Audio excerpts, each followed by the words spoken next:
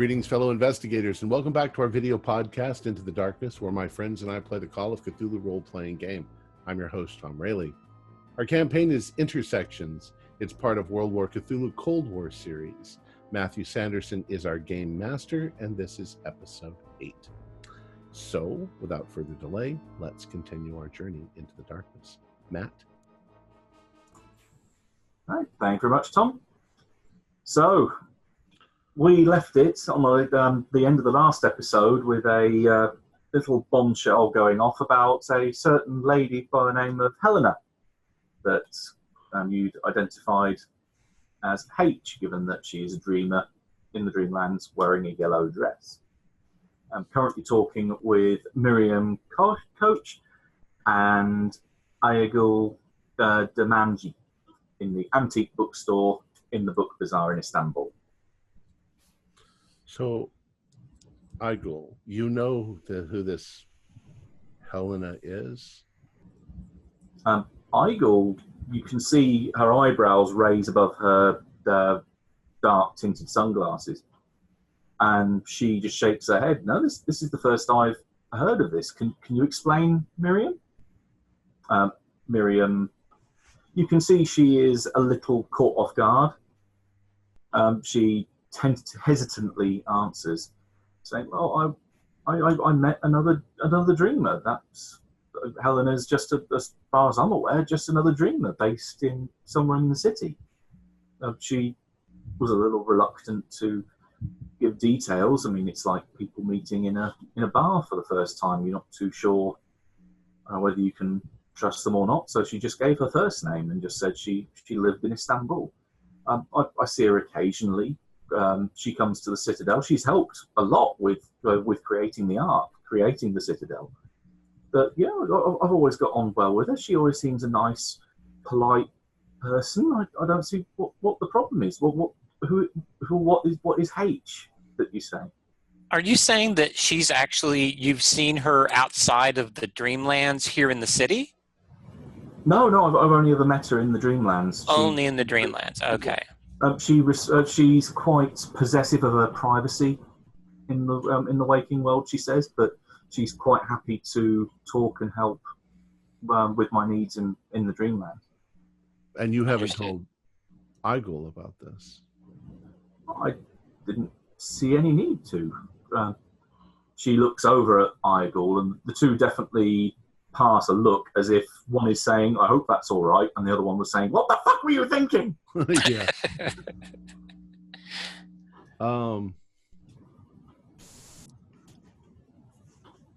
It's come to our attention that there are certain hostile entities, and we don't know for sure, but our encounters with Helena, I'll assume that it's the same person because of the H that it is.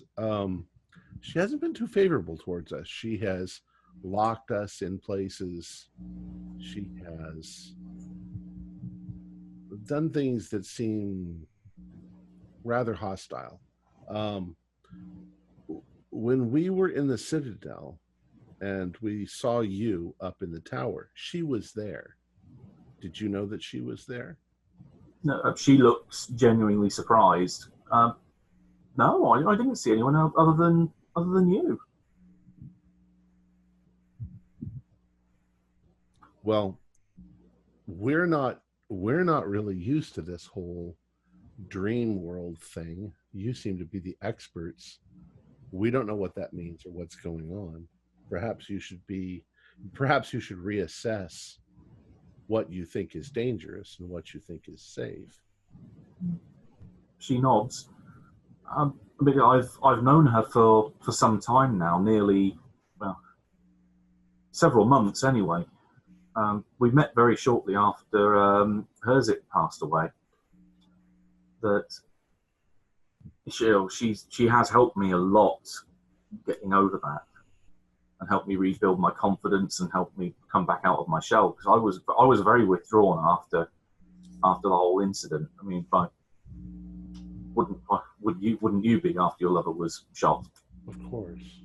I was I was paranoid. I didn't even leave the house for a long, long time, and it was her that finally helped me kind of reintegrate with the world. So you've actually spoken to her quite well. Perhaps it's not the same person. Perhaps this H is just a coincidence. But I mean, there are other people who go into this dream world, apparently. Yes. Oh yeah. Not many.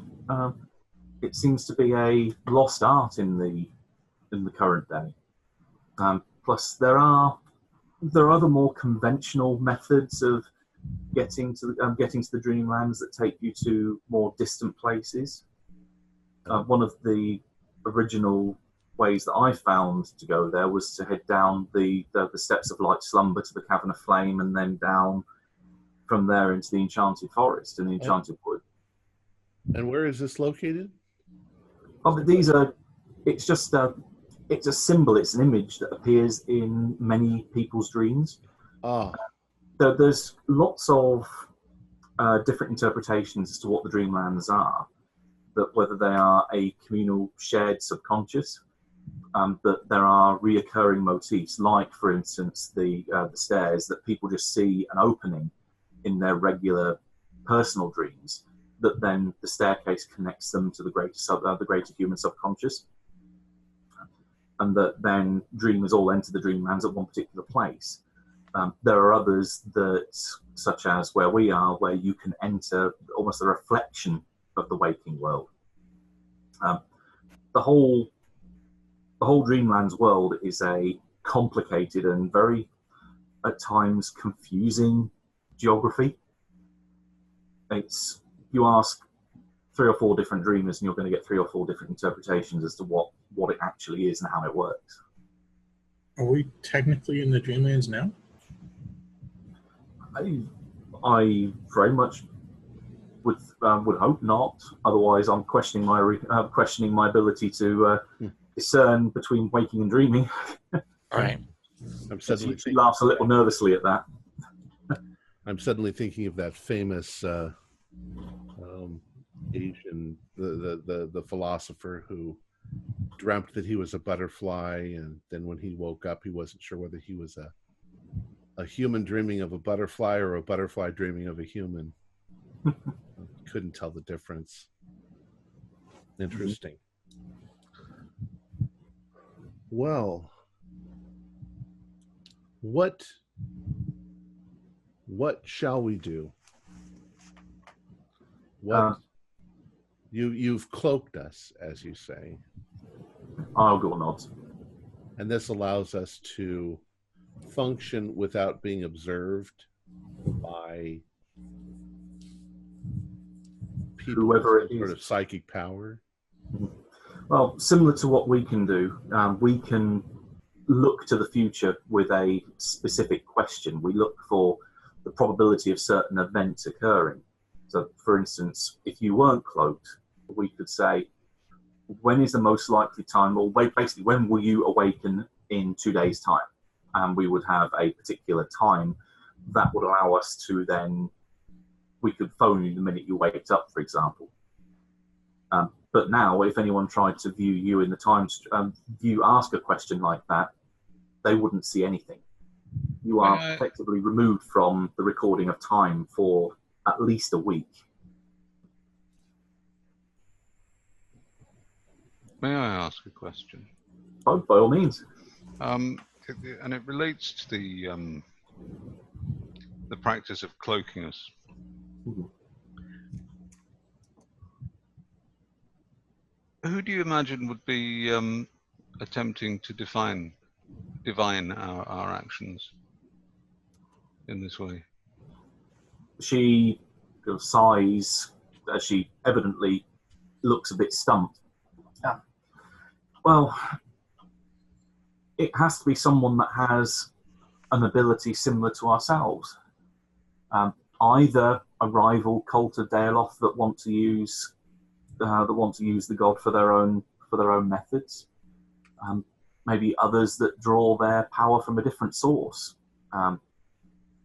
There's numerous ways that one can manipulate time, and different deities or different higher authorities that they could draw such power from.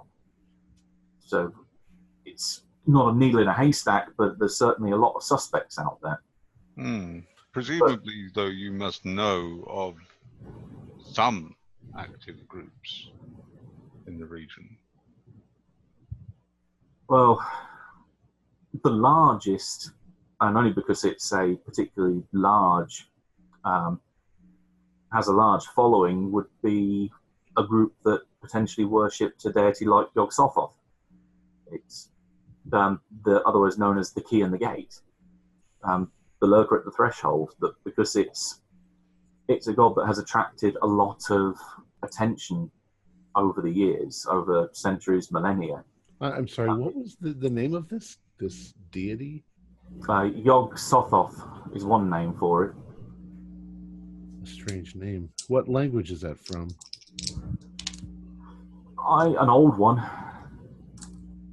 Whether it's a language or whether it's just a name, it's. What nationality does this deity come from? Is it Greek, or it doesn't sound Greek? No, I don't believe it's almost like a human pantheon. I've done a fair bit of research on the wider cosmology. This being is tantamount to being time itself. It's a manifestation of time, space. So the god of time. Mm-hmm.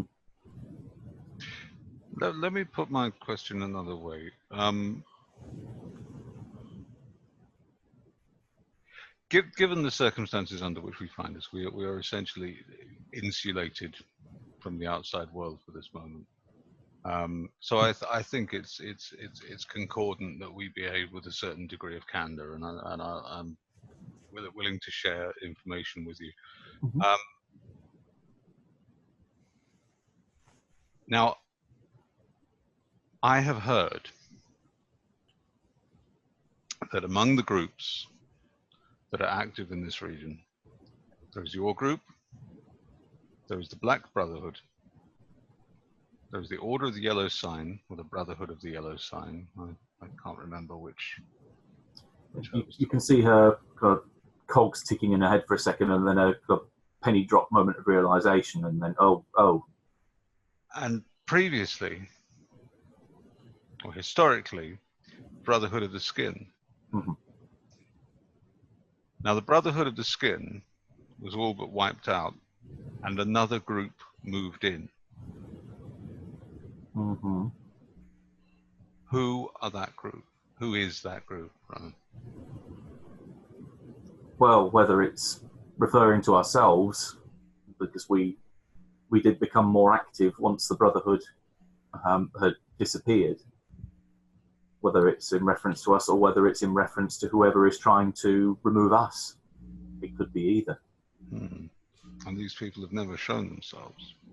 Yes, I was to understand that it was a group that moved in and wiped out the Brotherhood of the Skin at the same time. Yes, yes. In which case, then it's definitely not us. We've never killed anyone. We never have that intention. We are completely, as we would see it, we are completely benevolent. We only have humanity's best interests at heart. Well, since this Deolaf seems to know everything, is there a way to ask him the answer to this question? Or does he only work for time? That I can ask him the probability. Surely the event has happened in the past. It's a concrete fact now. She nods. It is possible to ask a question like that. Admittedly, I've asked a lot of questions in my time, and each question that you ask of the god, it takes a higher cost. So for myself, for me to ask that kind of question, it's going to run the risk of destroying me. I've asked a lot of them in the past. But well, what's involved in asking the question? I've obviously not asked any questions. What's the cost? You effectively put yourself in direct contact with the god, and the god extracts its cost. I'm in the form of life energy, blood. A combination of the two. That was just a wild guess. Yeah. You, as you'll be aware, as when you went in for cloaking, that Derloff only took a drop of blood. This is almost like forming a sympathetic connection between yourself and it. That it will ask and it will take more, exponentially more, each time you ask something. It won't drain you dry, it's not a vampire. But it will sap more and more of your, whether you want to call it willpower, your soul, your energy. It will drain more and more and more with everything that you ask. If you want to go down that route, I won't stop you, and I'm more than willing to teach you how to do this, because if this grants us our safety, then I'm willing to help. I'm a man of science. I want to know everything. I would have no objections. I'd give an ounce of blood for an ounce of information. I don't know. Okay. In which case, I can point you in the right direction. This will take some time for you to learn how to do this. Okay. The only caveat or only request that I would put on this is that the book I'm going to give you, you return to me intact when you're finished. Of course. She looks at Miriam, and there's a nod between them as if they know what's going to be said. Miriam then lifts one of the tapestries that's in the room that you're in, where you've got to recap for the description from the last episode. You're in a fairly dark room with a round table and stools in the middle of it, where you've got a crystal ball and tarot cards laid out. There are tapestries hung all around the room so that it blocks all the light coming in from the frames of the doors that lead in. Okay. One of the tapestries she lifts up. It's not the same as the door that leads either into the dark room where you were cloaked, where the ceremony took place, or back out into the bookstore. It's a third door. It's also somewhat narrower and smaller. She heads up there. She opens it, and you can see a narrow staircase heading up, so that's evidently the way they get to the top floor. She heads in. You can hear her go upstairs, and a matter of maybe a minute, 2 minutes pass, and she comes back down, bearing what looks to be old leather-bound book. A description of...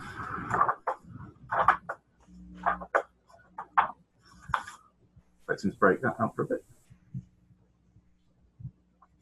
Yeah, it's a small octavo volume.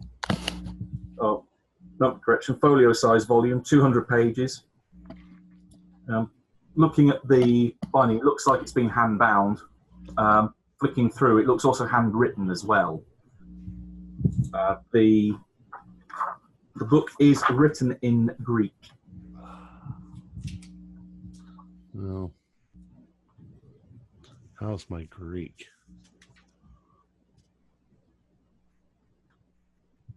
My Greek is very nearly non-existent, but I guess I could use a lexicon. It's going to take a while.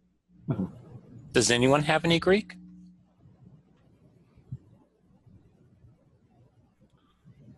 No, I only speak Russian and English. I've got German, English, and Turkish. There are some similarities with Russian and Greek, but not really the language. I know the letters. Yeah, very different alphabet. Oh, how much? What, out of reference, what percentage have you got in Greek? Who, me? Yeah. 0. Oh, right. Okay, so he's not next to non-existent. It not only is next to nothing, it is nothing. Yeah. But I know what a lexicon is, so. Yeah. In which case, yeah, you can get it translated. She will point towards the relevant sections, which will be helpful for you. Okay. So that you don't have to translate the whole book, because otherwise that would take forever. Well, and could I maybe come back and have instruction from her? Well, that's what I'd ask her. Is it possible to come back and have instructions from you on how to do this? She nods. It is possible to pass on such information from person to person. It's more, I wouldn't say reliable to do it from the original source, but it also then, just in case, don't take this the wrong way, but if you become compromised, then you being with me for any more extended period of time also potentially compromises me, hence why I was more willing to give you the book to research from. All right. Well, I'll do what I can. If I have any questions, I'll ask you. Or I'll ask Miriam and have Miriam ask you. Or however we need to keep your security. They both nod. That works for us. Thank you. What's the name on the book? Oh, the name is in Greek, but she can translate obviously for you. The book is The Heavens Beyond the Veils. Okay.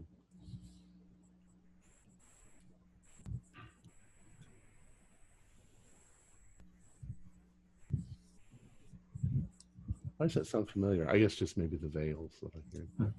It has come up in your last trip to a library, where you wanted to know a little bit more about Daleoth and found the connection between there and the observatory, saying that The Heavens Beyond the Veils was a book that was known to be stored at the observatory, but then lost to history when it burnt down. Ah. Looks like history has found it. Excellent. Well, I'm clucking with happiness. So you mentioned that this taking of the blood kind of formed a bond between ourselves and Daleoth. Yeah, she nods. A sympathetic connection at best. How does that actually work? Now, can Daleoth actually keep tabs on us, for lack of a better term, when we're out in the world having conversations, doing our job?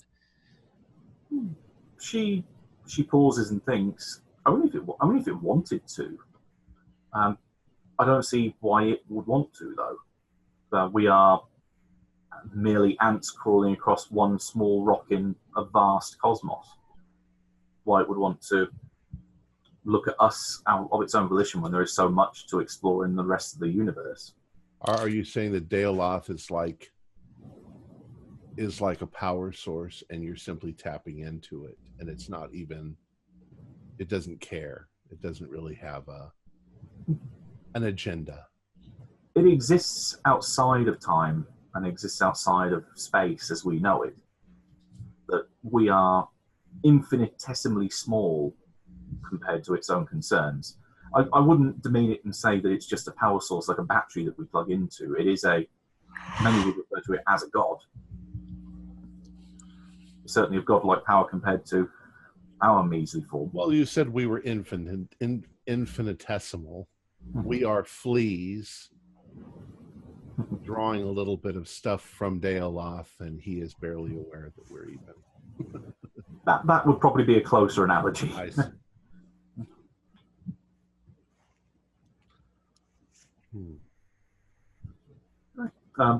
Miriam yawns in the corner. Bear in mind, this is the middle of the night. Yeah. Yes. So then Igu turns. Yes, the hour is drawing late or early, depending on your way of looking at it. Did you have any other questions from ourselves, or are you happy for us to pause here and then pick up a conversation later? Well, just one question. Is H, or if H is Helena, she no longer able to see where we are because of this cloak? If she is looking at you by scrying through time, then yes. All right. If she is using any other methods, whether it be watching your dreams or looking at you down the barrel through a scope of a sniper's rifle, then unfortunately, yes, she'll be able to see you. All right. Gentlemen, any other questions? I think this is enough for one night. I'm kind of used to dealing with reality a little bit more, so this is a bit much to take. I say we grab some rest. We've got a busy day here soon. Future meetings, can we just go through Miriam? Yes, if you contact Miriam at the university, then she will be able to arrange a meeting. You obviously know where we live and operate now. You could come directly to the bookstore, but I would prefer contact through Miriam first. All right. Just like I say, just in case you are compromised and don't know it, then leading someone to our front door may not be beneficial to our health. Oh yes, and when do we come back to be reinvigorated? So I'll say some of you were easier to work on than others. I would say, for safety's sake, we do this again in 7 days. 7 days. All right. Gentlemen, thank you very much, Eagle. Thank you very much, Miriam. We know the way out. Yep. We'll lock up after you've gone. All right. So I assume then we leave. And how did we get here? By cab, maybe? Yeah, cab in the middle of the night, I think. Cab's functioning in the middle of the night at this point? Yeah, on the major roads. So you maybe have a little bit of a walk to get to one of the more frequented streets, but then from there you can get a ride back to the apartment without any problem. So as soon as we're out of the building and down the street and trying to hail a cab, I can't help but comment and say, what a load of horse shit. I'm like, this is, there may be something going on here that has some scientific basis, but all this religious bullshit we're going to have to wade through that. But I thought you'd seen evidence of some of this stuff. Yeah. This tesseract you mentioned before. Seeing something doesn't mean that it's what somebody tells you that it is. I could be seeing a machine that I have no idea what it is, and somebody tells me that it's a god. Come on. Remember that a sufficient level of technology is indistinguishable from magic. Arthur C. As Clark Kent said, yes. Clark Kent. So I'm going to go through this ponderous volume here and see what I can make of it. The very fact that in order to, I'm going to couch this in just terms that I think in order to join this religion and gain the mysteries, I have to read this monstrous tome in a foreign language. It just sounds like a whole bunch of cult stuff, but Well, I also think that precaution should be taken to keep the book safe. Oh yeah. I think this is a valuable book. I found references to this. This is either a copy or the original, but I found references to this text. It's handwritten, so it's probably original or a handwritten. Right. Copy. But that it's missing from the museum. Yeah, don't stick it in your nightstand along with the Gideons or whatever. So. Yeah, we'll keep it someplace safe. But I think that like so many other cases out in the world is somebody actually found something interesting, some phenomena, and they've created a religion out of it. And I don't think that she's, what did she claim, 400 and some odd years old? Come on. How many times has that come up in history? People claiming to be the Comte de Saint-Germain was part of the royal court and pretended that he was, oh yes, I had dinner with Ramses II. Come on. Everyone's always royalty. No one's ever like, exactly. A baker or a shit shoveler. They always come back as royalty. It must be wonderful to be somebody who's actually in contact with a god, the god of time. But no, I think we have other things to occupy our time for now. Well, I say all that aside, being members of 46, that we need to look and see if we can find what's really going on here, and just take everything else with a grain of salt. And there's definitely something going on here. I'll help you out with the book as well. Okay. If I can. I mean, I don't know Greek either, but Well, the alphabet's very similar to Cyrillic. Yeah. There's a few letters that they have in Russian that they don't have in Greek, but most of the ones they have in Greek they have in Russian too. So we'll just get a big old lexicon. Thank God the lexicon's about that thick, and this book's about that thick. So, and as you've only been given a couple of pages to reference, hopefully shouldn't take you too long. right. So I will go to the library, or I will order a lexicon so that we have it with us, and I can just purchase one at a bookstore maybe. I used to actually own a lexicon like this thick and like that big. Especially if this is ancient Greek or biblical Greek. It's a bound folio. Yes. It's hand-bound.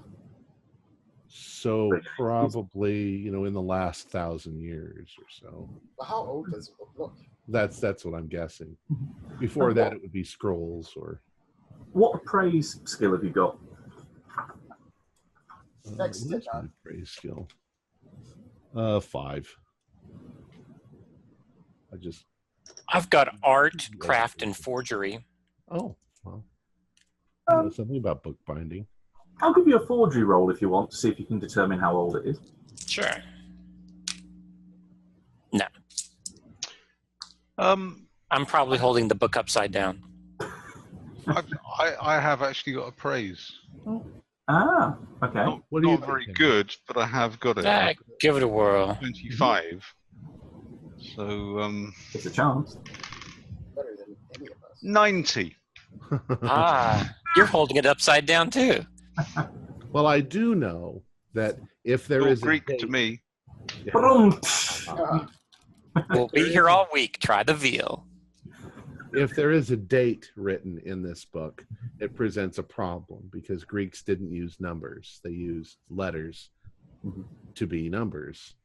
Like So it's a little tricky to try to figure out exactly if that's a number or if that's a word or anything like that. What's this Kilroy was here? I don't understand that. Kilroyos.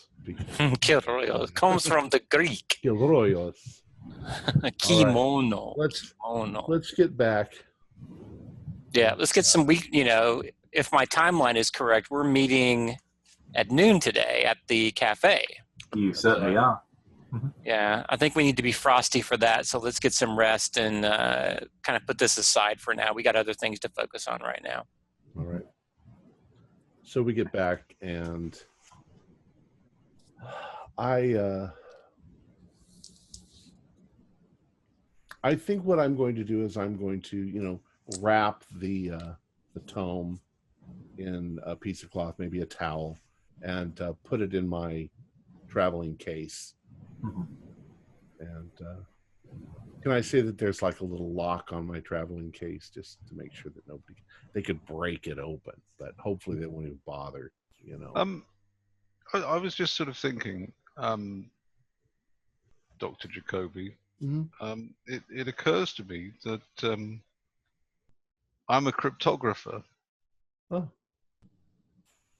And I was wondering whether that might perhaps be of any use in terms of deciphering. The three of us can get foreign together language tomorrow. I'll have a lexicon. As soon as I can get to a bookstore and purchase a lexicon, and then we can tomorrow after our meeting maybe spend the evening looking over this, seeing what we can come up with. Yes, I think categorize it, how many chapters there are, and look at these pages that she's pointed out to me. It's funny because when she points out things like that, my thought is maybe she doesn't actually know what it says. Maybe she hasn't actually read it, but we'll see. She makes a lot of claims that, I'd believe her more if she wasn't 400 and some odd years old. Or I don't think she looked a day over 310. I said lack of caffeine and lack of no smoking. It helps. Well, that's what I've always said. Oh, crap. I was going to ask her a question, but it's not important. I'll ask some other time. Thinking mechanically then, with your cryptography then, Postgate, Mhm. if you were to make a combined roll when you sit down as a group to then start translating this with the lexicon, if you were able to roll under your cryptography, as well as your int, which is obviously going to be higher, then that would definitely speed up the time. Okay. Okay. Excellent. In which case, everyone heads back to their room. So hide the book, otherwise lay down and get comfortable. Nice, blissful, uninterrupted sleep at that point. So nothing odd happens by the time the next morning comes. Maybe that's a sign of our cloaking, that they can't shove us into the dream world. We'll see. Heavy Maybe. dose of NyQuil. Some of you might be woken up by the call from the minarets at sunrise, but otherwise, it's nice, uninterrupted sleep. The call from Combs yelling out of his door. What was it? Dolphin? Awful-nosed dolphin! Is he going to do that every morning? It's like a cockerel going every time. Right. Yeah, Combs and Eamon? O'Sullivan, Aim, will be pretty much taking a back seat as they're not here tonight. So they are. If you want them, we'll take it as that they're going with you, unless you state otherwise. If you want them to go off and do something else, for example. Well, I think the plan was that they were going to provide a discreet security presence in the background. Right. So it's perfect. As long as they're heavily armed and discreet, we're good. Yeah. Right. Yeah. Especially in the graveyard, there are plenty of places for them to hide. So, as you say, you make a quick call in the morning to get a copy of a lexicon sent over to you. That's easy. That's easy enough to do. You're fairly close by to a number of stores, so they'll be able to drop you off one, so that when you get back to the apartment, you'll find it waiting for you there. When you come back after the meeting with Kazakov. Are there any preparations you want to do before we go to lunchtime? Well, let's discuss for a moment. From my understanding, I and Natalia are going to sort of be present, but we're there if there's any scientific questions or if he claims to have. You're there for verification of information. Right. And you three are kind of running this show. Right. Henry's the senior officer, so he'll be taking point with Bob and myself as backup. Right. And I forget, let's see. Ian, your intelligence. Jeff. I think all three of us are intelligence. Yeah, you're all the intelligence officers. Right. And we just kind of, who's been with the company the longest, and that was Henry. Spies.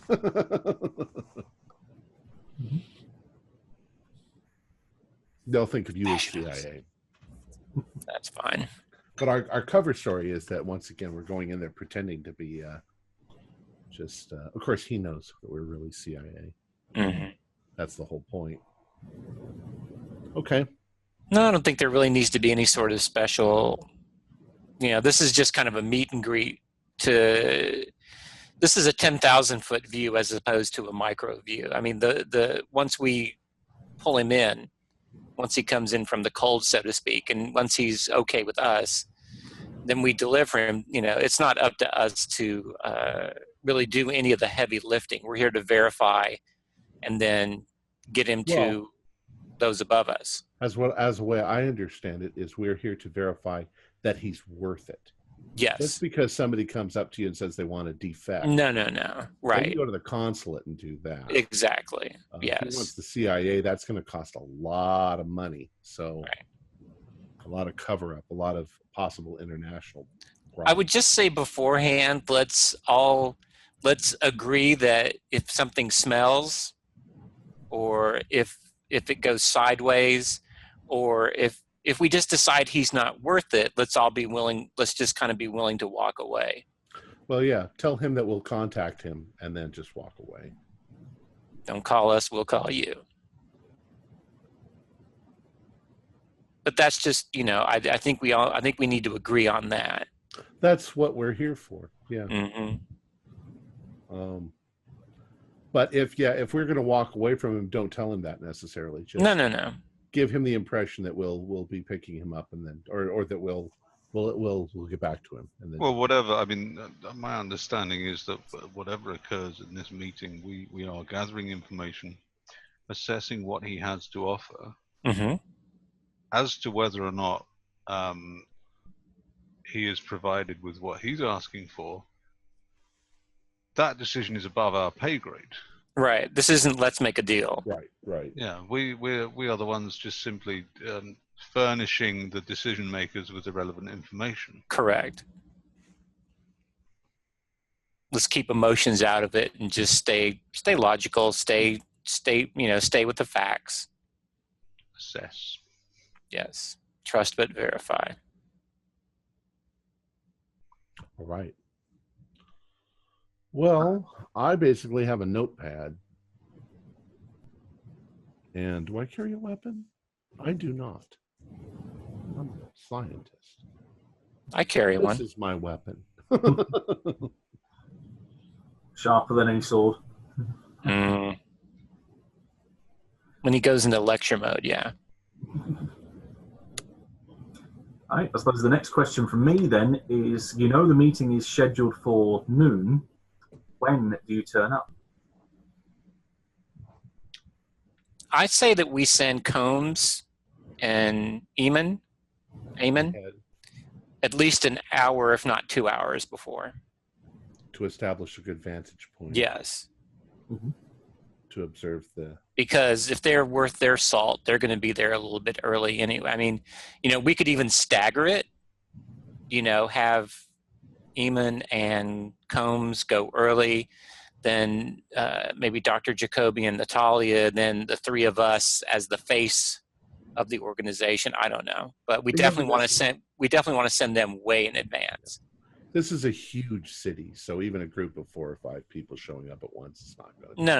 That's bachelor yes, party. They should go first, stake the area out, know the layout of the land. Yeah, I want at least 3 vantage points and 3 exit points. And then we arrive about 15 minutes. Yeah, that's polite. Before, and we should probably at some point before we get there rendezvous with Eamon and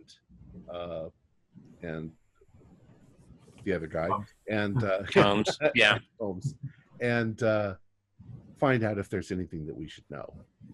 Agreed. Like danger point or bottlenecks, something that places we don't,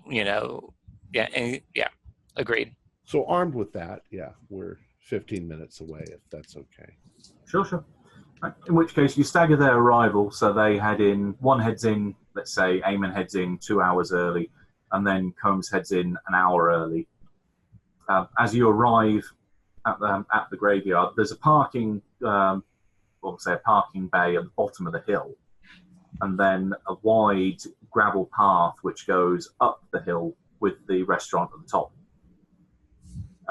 Combs is waiting for you when you get to the start of the hike up the hill.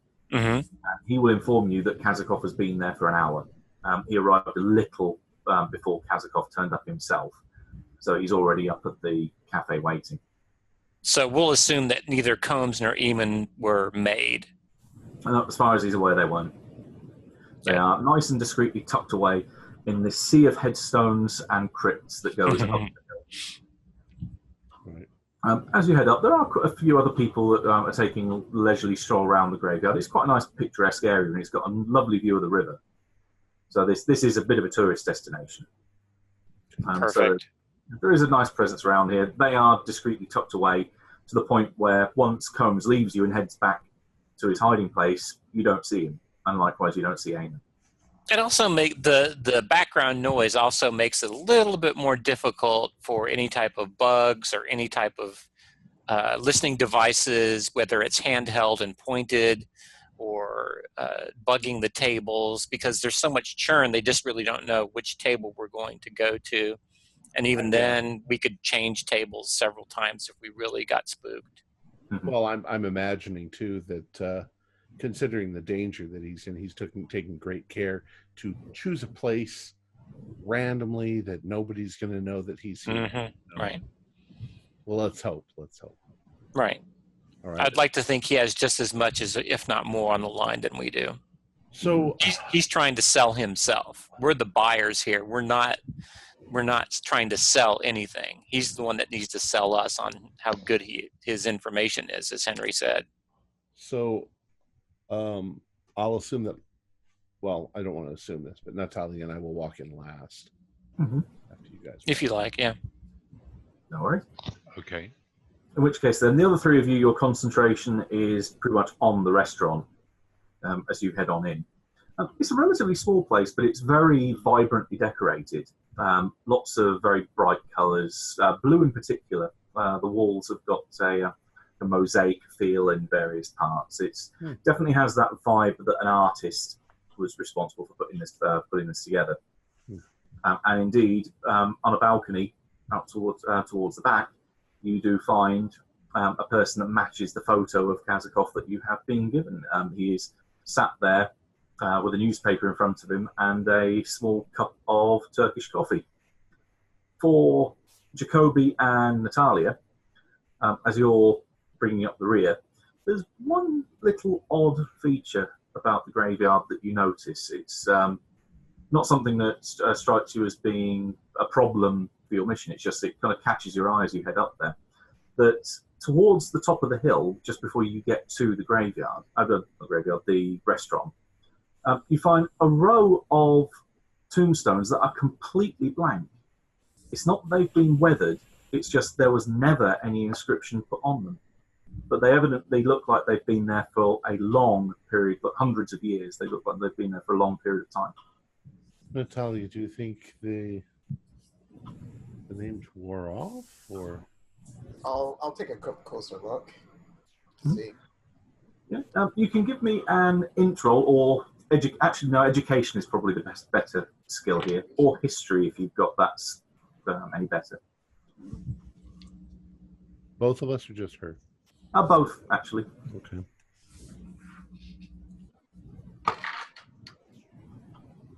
I got a 23 out of 17.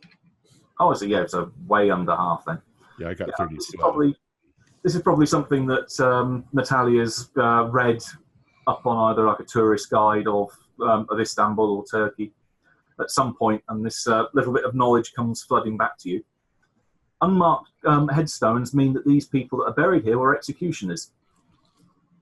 That they were executioners. Mm-hmm.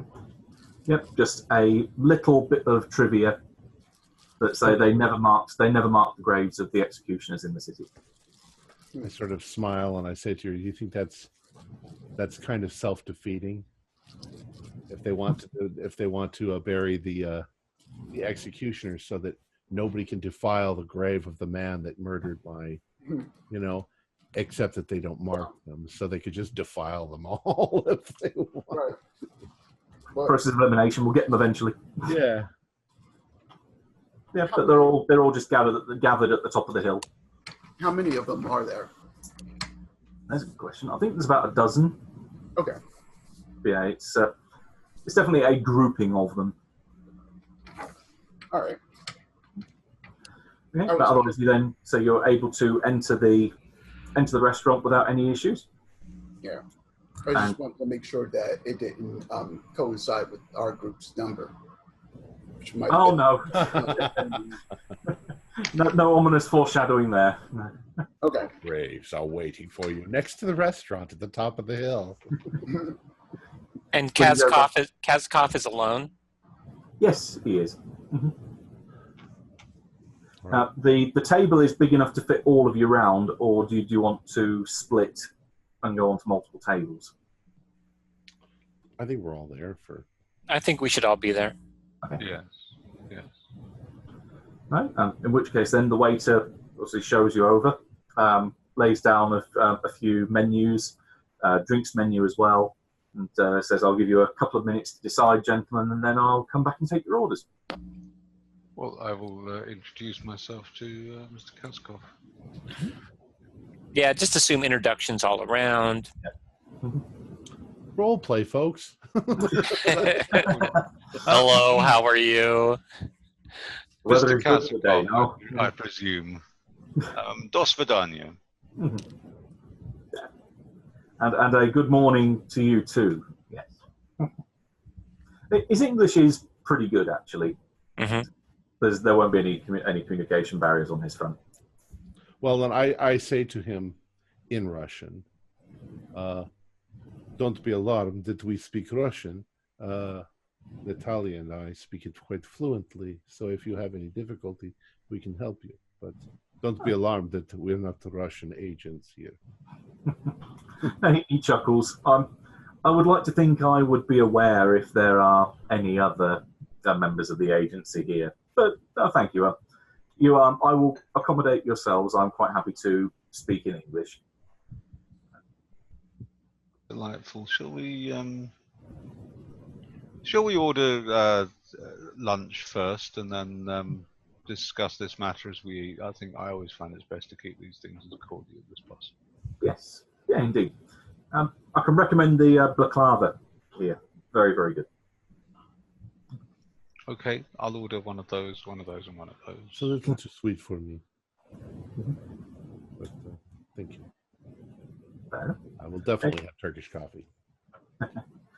We'll take it. Food orders and drink orders are given. They come out a few minutes later, and then you are left in peace. There are a couple of other tables out here on the balcony, but none of them are occupied. So you pretty much have the place to yourself. So, Mr. Postgate, you say your name was, yes? Yes, yes. I think as the expression goes, the ball is in your court.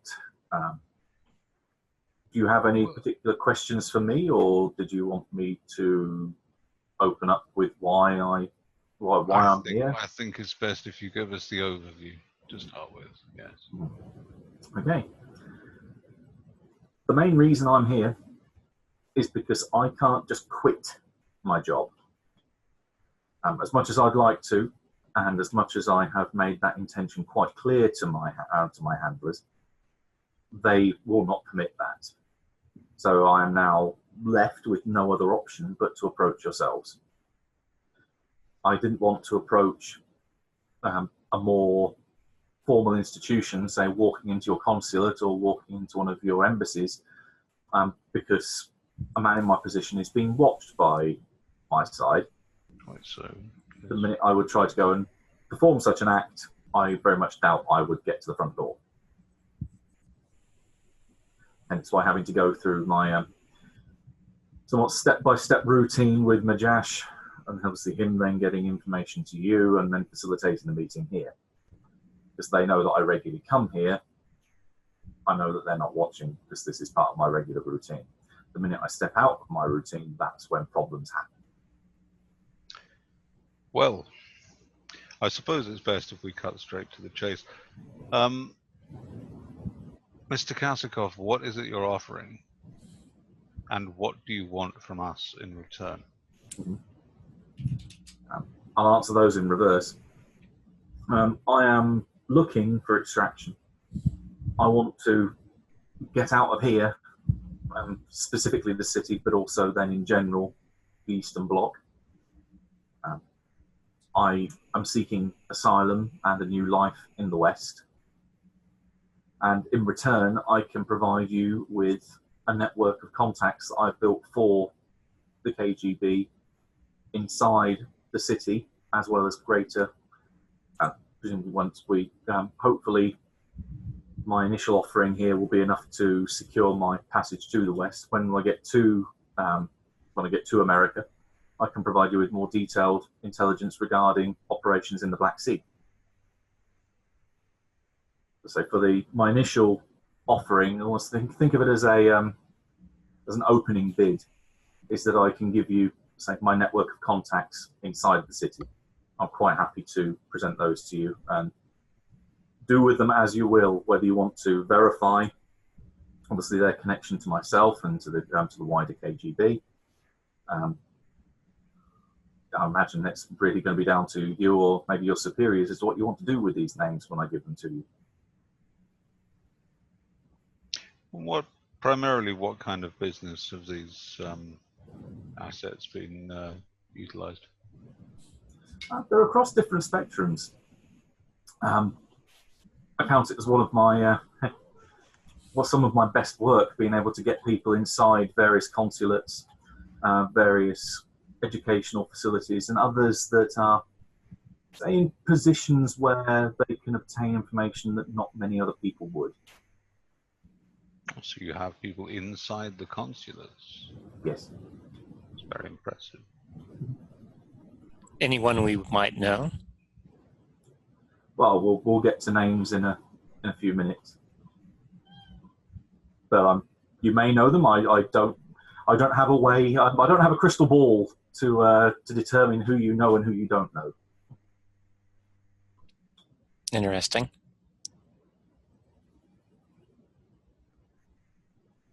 You may know them. You may not know. I can't tell.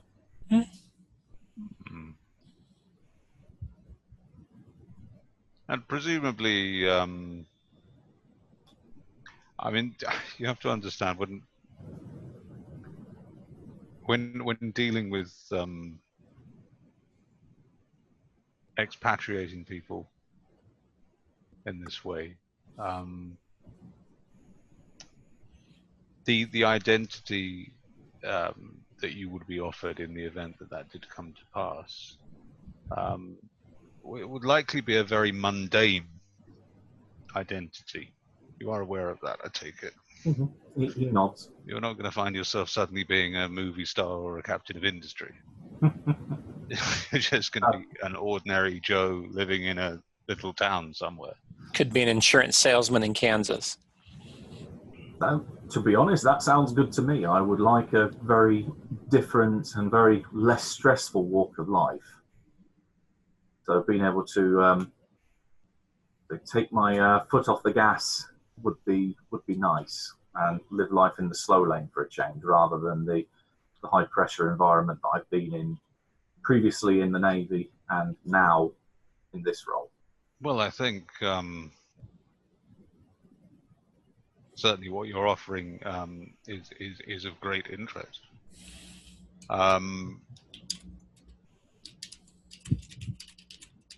You would obviously, prior to relocating, you would be required to go through quite a lengthy debriefing process. Mm-hmm. Yeah, which is where I expect a lot of the information that I have to offer beyond this, should the offer be accepted, that will come out then. So yes, I'm fully aware of how it works. Has this decision, how long has this been, have you been thinking about this? Is this a recent decision? Something accelerated your timeline? Or you just gotten old and weary? No, something more recent, but something that again has accelerated, shall we say.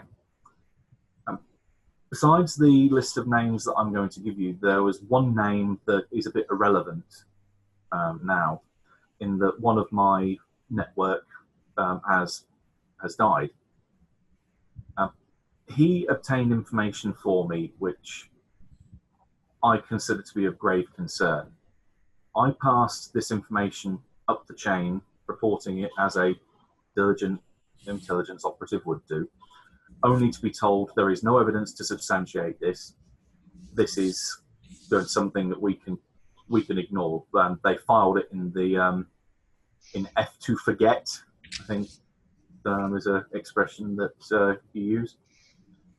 And yet all the information that I have points towards the fact that effectively the KGB are sanctioning the deaths of a lot of innocent people by just their ignorance and sheer bloody mindedness that they don't want to accept the information that I've given to them.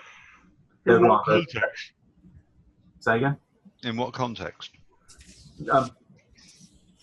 This is, let's say, a card I want to keep somewhat close to my chest up until the point where I know that you'd be willing to bring me in. I'm willing to offer you the rest of the network first. If you're happy with the quality of that information after you've assessed and verified each contact, then after that, we can go into the minutiae of those concerns. But there is a little bit of a clock ticking on this, I fear. I don't know at what point that clock stands, but I know that time is against us. This contact that recently was eliminated, local here? Yes. His name was Bardem. Nasim Bardem. It was actually him and his wife. So, but Nessim was my main contact. Erdogan, his wife, was unfortunately collateral damage.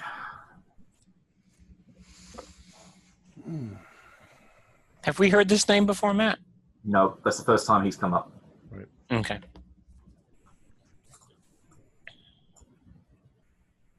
So I say in Russian, so comrade, you are very willing to become a traitor to your own country. I'm going to interrupt and say, can we do this in English so that we all can hear? Well, I've already said it in Russian. No, but I'm asking to repeat it or to continue it in English. Natalia, you can translate for me. Kazakov looks between you, and then, if Jacoby doesn't repeat himself, says, I wouldn't consider myself a traitor when I would hopefully be helping to save the lives of many thousands of people. And I know I'm speaking in English. I say, so you feel that there's enough danger involved here. Are you saying you don't like what your government is doing, and that's why you're speaking? I don't like the fact that they are quite willing to turn a blind eye when I presented them with a very definite problem, that because they believe it isn't on their soil, that it isn't their problem. I think they have a moral obligation as members of the human race that when many, many, many, potentially thousands of people are threatened, that they don't just stand by and do nothing, but they are quite adamant this is not their problem. And that's what I can't just stand back and say, oh, that's a fine, that's politics, or that's how tradecraft works. No. I've got to do something, and if it means turning to a political adversary to help save lives, I'm quite willing to do it.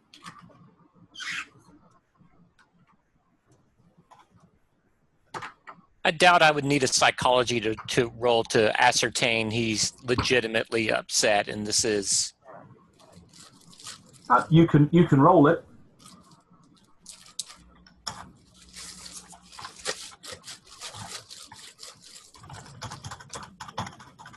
Yep. Okay. That will also, don't need to worry about typing out a private message as well, which someone was going to get a response to. You both get the same thing. It's a mix. He is definitely passionate. That's not false.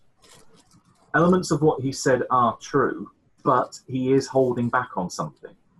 But bear in mind, he has said he's keeping the reason why he wants the defect close to his chest. You think that, if you could call it deception, that holding back is regarding that sure. He is not telling you everything. So it confirms that he is he's holding something back. Which is not, he wants to bargain because he wants out. Yeah. You mentioned earlier that, unless I misunderstood, did you say that the others are aware of your intent to leave? Well, I contacted them after having said, look, this is unacceptable, and threatened them with resignation. But they said there is no resigning from the KGB. So my hand is slightly tipped in that respect.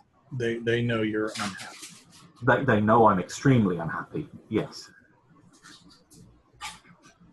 they most definitely suspect that you're speaking with us.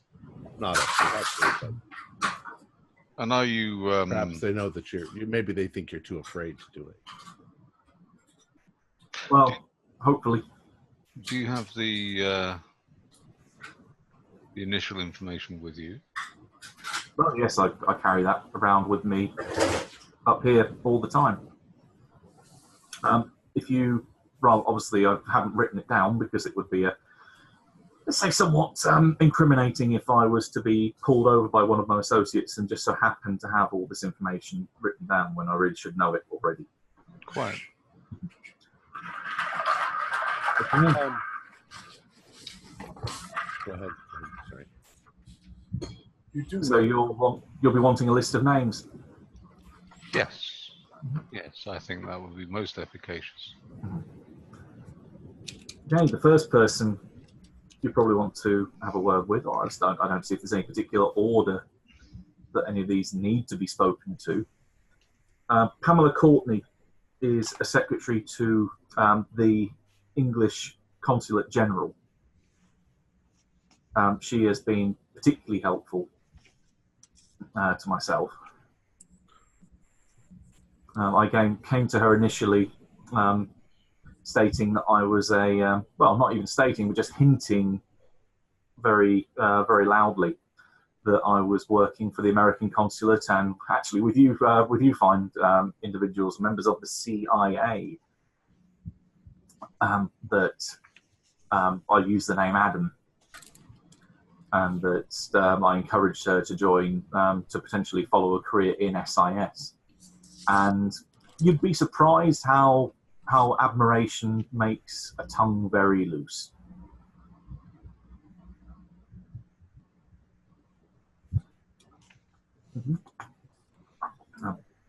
Another individual, the next in the American consulate, a man by the name of Stuart Jameson.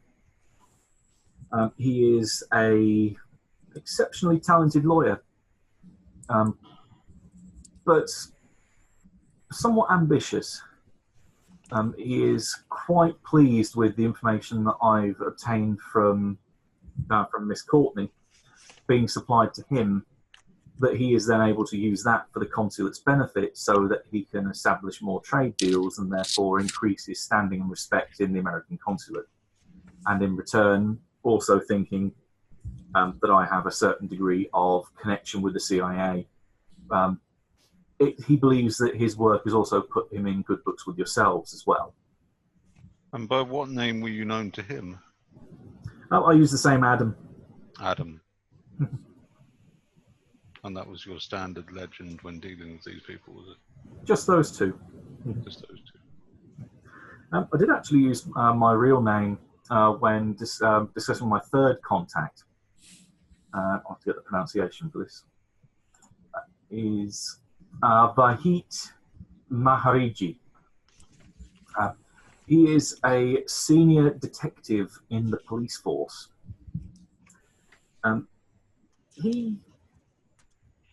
Let's say that he's not so happy that in foreign intelligence agencies treat his city like a chessboard. That they deploy their agents here, they move around, they knock over stuff. He very much is an isolationist. He wants for the foreign community to get the hell out of his city. Yes. So any information I got from any of my other contacts regarding CIA or SIS movements, I passed directly to him, and he has proven to be a thorn in their side, shall we say. Quickly. It's an interesting attitude to have in the city that practically defines cosmopolitan. I think there are always people, though, that will go against the grain and will always be somewhat xenophobic or isolationist. He very much is in the minority, but even so, he doesn't mean that his opinions are not as strong. The next contact, she is a fine young lady. by the name of Suduka Arap. She is, how do you put it politely, a lady of the night. She works at a brothel near the Galata Bridge. Mhm. She is apparently a quite in-demand young lady. Her talents have attracted people in high places, and the discretion of the brothel that they offer means that she has been able to get a pillow talk with some very interesting people. And she knows you as Kazakov? I don't actually believe I've used my name with her. I've only been a client that has turned up on a no-name basis. I just provide her with a wad of cash, and she doesn't answer. She doesn't ask any other questions. Okay. So she obviously knows her regular Russian. And the last individual, a very curious man, Suleiman Ekmeche. He is very learned, very much with his finger on the pulse of student activities, student activists. Really, that's an area that interests Moscow. Well, depends on where you can influence the students to go. I made friends. I don't say this out loud, but to the others, I made friends with that guy the other night. It's also the same person that Postgate went to coffee with. Yes. My eyebrow goes just a little. Yeah, he says that if you can direct some idealistic students in the right way, then you can get some very, very helpful results. Suleiman is a person that's connected, I think, mainly through student activism. He has got a connection with MIT, and I think he likes having fingers in many pies. He is a very curious man.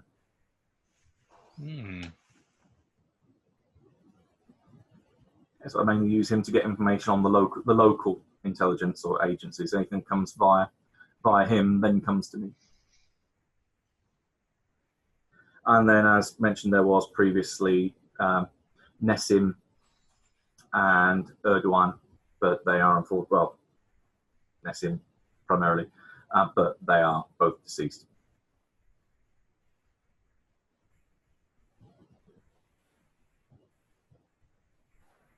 So, Well, gentlemen, do we need to speak with one another for a few moments before we? Kazakov pulls back slightly and starts to rise out of his chair. I will take the opportunity to go to the restroom and give you a few minutes. Would somebody like to go with him? I don't think that will be necessary. Why don't we just say that we signaled to Combs and or Eamon that if he got up, they would, shadow him or tail him. And actually, let's see if he's being followed here. They should probably know that intuitively. Exactly. That just kind of solves the problem for us. Yeah, I think their remit would be to keep eyes on the target at all times. At all times, yeah. Yeah, if he jumps out the toilet window and makes a run for it, or just walks out the front, then they will follow him. Oh, I wasn't even thinking that. I was thinking along the lines of somebody trying to assassinate. Kill him, right?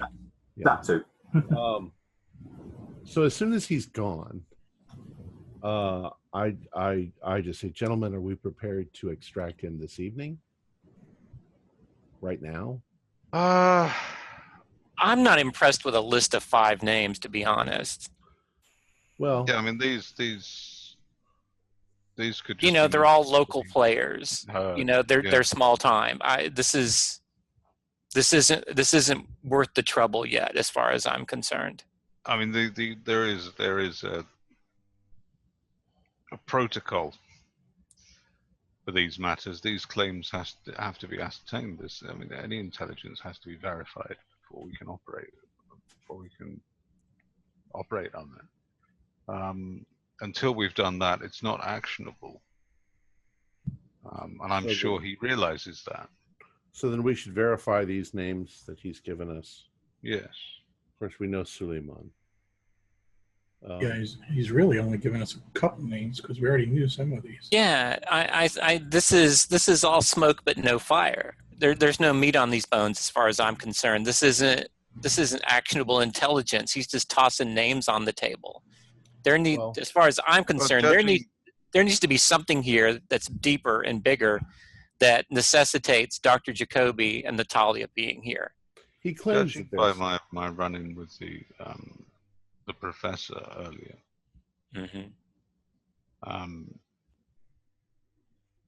he seemed to be entirely aware that he would come to our notice in the course of our visit here, which seems to indicate to me that he knew that we were meeting Kasakov, which means either Kasakov told him he was planning to defect, or MIT have somehow got wind of the defection independently. I mean, $10 says there's not an intelligence agency in this city that hasn't heard about this defection. It's a small town. You can either operate on it's a big town or it's a small town. I always operate on it's a small town. I'm just Everybody's got how many people he might have offered this information to already. You've touched on something that might be a penny drop moment. You can all give me int rolls, but I will ask for an extreme success to give you a hint. Not extreme success. Not extreme. Not extreme. I got Better hard. end of hard, but not extreme. Push it. Push the roll. Spend luck. There is the option of spending luck if you wanted. 20, so no extreme When do we refresh luck, Matthew? We've had one refresh so far. I'm going to put it at every 2 or 3 days, so it will be every maybe 3 or 4 sessions. Damn. That's 9 points of luck I'd have to spend. Yeah, I'd have to spend like 16. What else would you spend it on? Go ahead.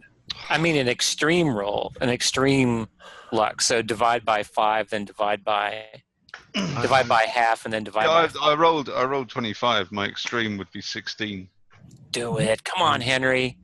I'm addicted to Peer pressure. Come on. Hold'em, so Okay, I'm gonna spend 9. There, that's my boy. That's my boy.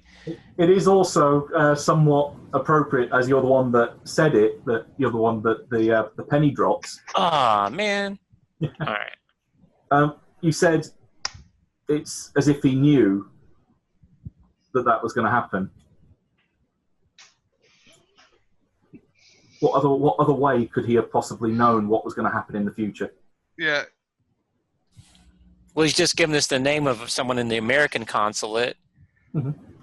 No, I think Matthew's just given us a much bigger clue. Why could he possibly know something was going to happen in the future? Oh, so maybe he's been talking to our boy Daleth. Or is somehow otherwise being able to divine what's going to happen. Somebody said something about a crystal ball. Right. He said it facetiously. Mm-hmm. And, where's the last place we saw a crystal ball? Yeah, his was just a facetious comment. He's saying, I haven't got a crystal, just in normal reference, I haven't got a crystal ball to define the future. And of course, while we're cloaked, Kasakov isn't. Right. Yes, exactly. That we know of. Can somebody verify? I'm not quite sure. Was he giving these names as these are contacts of his that he was providing information to, or that they were providing information to him? He turned them, and so he was using them as sources of information. Yeah. for the KGB. Right. Right. In a number of cases, under the impression that he was actually CIA. Right. And just, as far as I'm concerned, the important names are, the British consulate woman and the lawyer at the American consulate, and then Suleiman over at MIT. Those are the three that I think are the big fish in the little pond here that he's thrown us. But still, I think we're going to need a lot more information before we start the ticker tape parade and get him back to the U.S. as far as I'm concerned. Well, this is nice. Timing may be. What we do is we turn the names over to our supervisors and they check it out and they go, oh, yeah, they are traitors. Wonderful. Not impressed. Before we finish this evening with him, perhaps we should tell him, threaten him, well, not threaten him, but you know what I mean, intimidate him, that the names, that some of these names we're already familiar with, and that he's not really telling us anything that we don't already know. Perhaps if he provides something along this line of incredible danger that's coming, a bit of it that we can verify, then we will possibly get him out at the first opportunity. But until we got something, yeah, like you said, this doesn't amount to much. No. But we've got to have at least something to where we can tell, our superiors, yes, it's worth it getting him out. It's worth spending the money. And, the thing we need to anticipate here is that our work for the CIA and our work for the section is going to dovetail if his timeline has been accelerated due to the possible, to use Combs's phrase, the nuclear holocaust, right? So I think it just behooves us to really make him sweat a bit and cough up some of that information as to what accelerated his timeline, look for commonalities between that and what we've been talking to on the other side, and see if the two come together. Natalia's here. She could discreetly say something to him so that he could realize that we know something about the nuclear problem going on. Right. This is right. This is specifically right down her alley. And if his response to that is that this is what this is all about, then we continue the conversation. But if he's going to do nothing but cough up names, I'm not inclined to give him a pension and have him send him to Kansas. So what exactly do you want me to ask you? Well, you're the expert in nuclear holocausts. Right. You've been with us every step of the way. You kind of know what's going on here.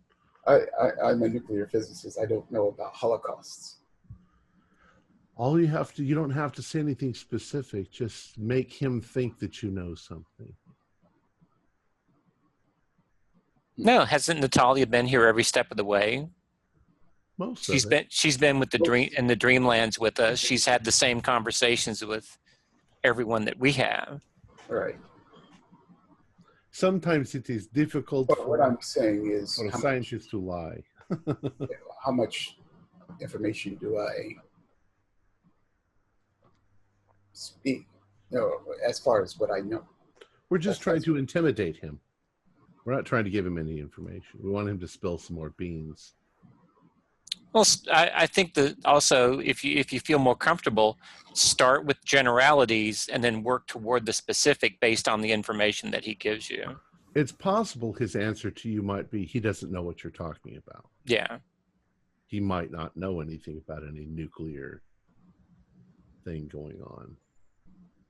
That's all we're needing to know is, does he know something about that? Okay.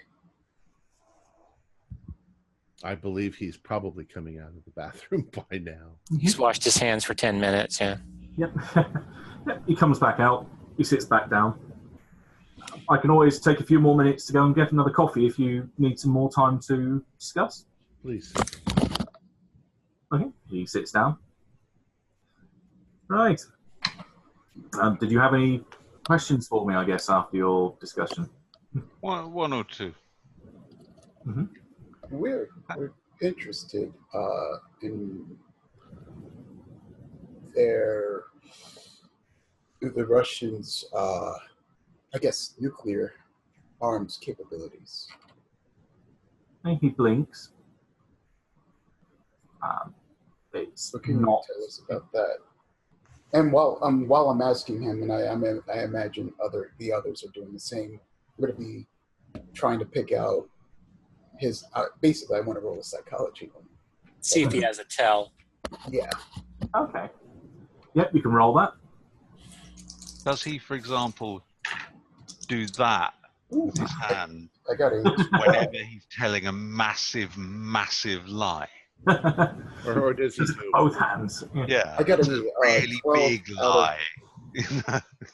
No, I've got a 12 out of 65 on that. Oh, wow. I have a hard success as well. Okay. There's two things that you will pick up from that statement. One, mentioning nukes definitely pushes a button, but imagine it that the button is kind of depressed when you say about the Soviet capability of nukes in the area.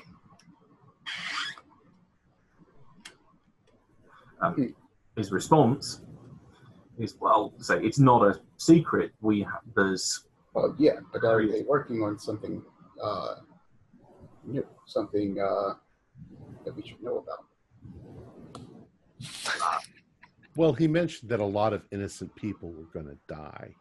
Well, I know that, but I mean, how strong? I mean, I guess what I'm asking is, what is there, like, is it a new sort of nuclear weapon measured in like the megatons or the gigatons or whatever? I'm trying to see how, because I guess during this time, a lot of like with the Soviet American arm race, they were trying to outdo each other as far as the power of their nuclear arsenal. So I'm just seeing exactly where they are as far as that goes.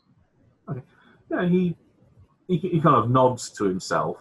That I'm aware that there are obviously scientists working on such things, and I know that there are capabilities that the Navy have in the Black Sea that they would be able to launch reprisals in case anything was to happen. But I don't believe that even Moscow is stupid enough to launch a nuclear attack on a NATO country. As for the technical specifications, I'm a Navy guy. I'm not a scientist. I just know that someone pushes the buttons and those things fly, and a lot of people die. How about we take Moscow and Washington out of the equation and bring a third party into it that has perhaps has led to this acceleration of you wanting to get the hell out of town? I'll let your psychology success ride. There's almost like a neon sign and a bell ringing that you have hit the button. Yeah, you can see like a bead of sweat start to go down the edge of his forehead. It's quite possible that, say, a third party would be in possession of a nuclear weapon. A certain brotherhood?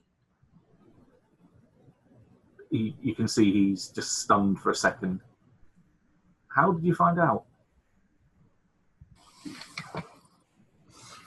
We're asking the questions here. I think this is I think we're going to just keep asking them, and you just keep answering them. How about that?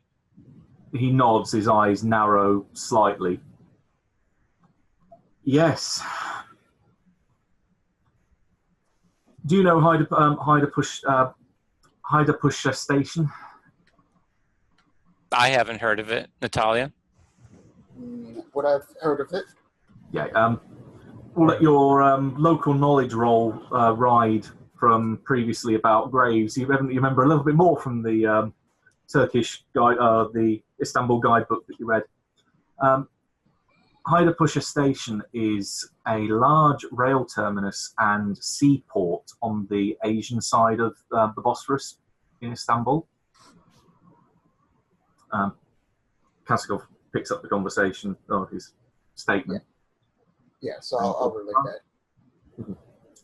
Bardem was a contact of mine, specifically in telecommunications. He helped to bug a lot of places that he had been called in to do telephone work for, and was recording conversations that were going in and out of major transport hubs, because the transport business, it's all useful intel for us.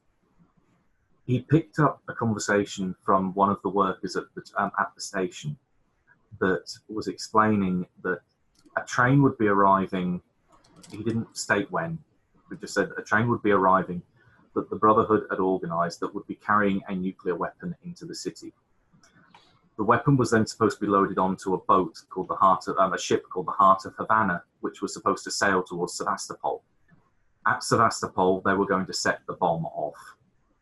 That's what I reported back to our superiors, saying, I've got this intelligence report about a known terrorist organization that want to detonate a bomb in a Soviet city, a city that has a very large concentration of the Soviet fleet in the Black Sea. I was told to get more information. I went back to Bardem. I found him dead. I found his wife dead, and I found a map of Istanbul, a map of the region, laying on what was left of his corpse, with a hole burnt where Istanbul would be. I think they got to him. He told them what he told me, and they've rearranged their plans so that the bomb won't make it to Sevastopol. It will go off here. But the KGB aren't interested. They aren't interested now because they think it's going to go off in a NATO-held territory. Why is it our concern? And that's why I'm here. Thank you for being honest with us. That's the moneymaker. That's why we're here. He nods. Any idea of the timeline? What type of ticking clock, so to speak, do we have here? Depends on when the Heart of Havana arrives. I know it's a ship bound, obviously, from Cuba. I don't know what its movements are. I don't know how far it is across the Atlantic by now. It could be in the Mediterranean. I honestly don't know. I don't have shipping movements. Point of clarification. Mm-hmm. We're talking about the Black Brotherhood. Yeah, he nods. There's no other brotherhood I'm aware of that are involved in international terrorism. Mr. Kasikov, who have you approached with this information of yours so far? My immediate handler, and then it passed up the chain from there. And I was in contact with Moscow directly at one point. And what about your defection plans? The only people you've talked to about that? The only person about the plan to defect, Majash. Oh, and obviously yourselves, but... Do you think anybody suspects?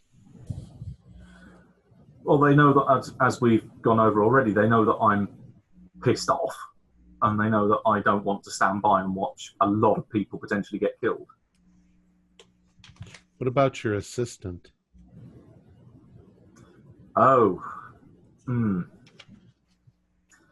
Yeah, me and him don't exactly get on massively well. I don't believe that he knows of my intentions, but if he was to find out, then he would be probably one to move with extreme prejudice, because it would earn him a lot of brownie points back home if he took out a potential defector. So if you thought that he knew, then he would have already killed you by now. Yeah, thankfully he's not. He doesn't arrive in town until tomorrow. Gentlemen, what do you think? Well, I think we need to get eyes on the Heart of Havana at a minimum. Oh, I was referring to Mr. Kasikov.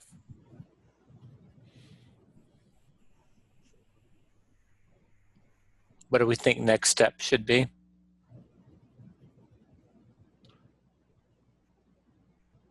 Well, if we assess the danger to Mr. Kasikov and the potential of the knowledge that he knows, if he knows that deep in what's going on, then he most likely has information that would be quite valuable to the CIA. But then again, it's not my place to assess his value. You're the experts. Well, he has presented us with intelligence. That intelligence has to be verified before we can act on it. I think at a minimum, I mean, how safe do you feel? Are you in a safe place right now before your boy gets into town tomorrow, or are you going to go underground once he gets here? He rubs his chin. I think I will have to maintain business as usual for the moment. Mm-hmm. Obviously, I'm planning on severing contact with my network of contacts. It'd be too dangerous to still associate with them if you're going to start investigating them, which is what I thought you would be wanting to do anyway. As Mr. Folkegate says, that such information would have to be verified. You're going to run off. You're going to cross paths with them at some point. So that would if we haven't already. I'd be surprised if you knew that those individuals were connected with myself up until this point. You know everything. Your assistant, is this a normal scheduled trip, or is he coming in special for some reason? No, Tumanoff is acting on his normal rota. Okay. Yep. No, I agree. I think you're on the right track there. Just business as usual. Go to your meetings, make your phone calls, and we will be as discreet as possible so that we don't endanger you. Mm-hmm. And we will be as discreet as possible when it comes to dealing with the names that you've given us and taking action on this intelligence and moving forward with this discussion and this relationship. I wouldn't make it a request, but the only suggestion I would make is that if you do act on these individuals, that acting on them could well set Tumanoff off. So it would be, let's say, good for my health if you were able to bring me in very swiftly after dealing with the network of contact. How can we get in touch with you after this meeting? You can drop a note here with the owner of the restaurant, or any of the waiters. I frequent here every time I come into town. They know me. They know how to get to me. Alternatively, you can always drop a note with Majash if it's a little bit out of the way to come here. He knows where I'll be staying, so he can get a message back to me. And you trust him? Yes, I've known him for some time, and let's say his lips can be made very tight if you give him the right amount, not necessarily of money, but the right amount of information that he wants. And he has been paid to keep his lips very, very, very tight.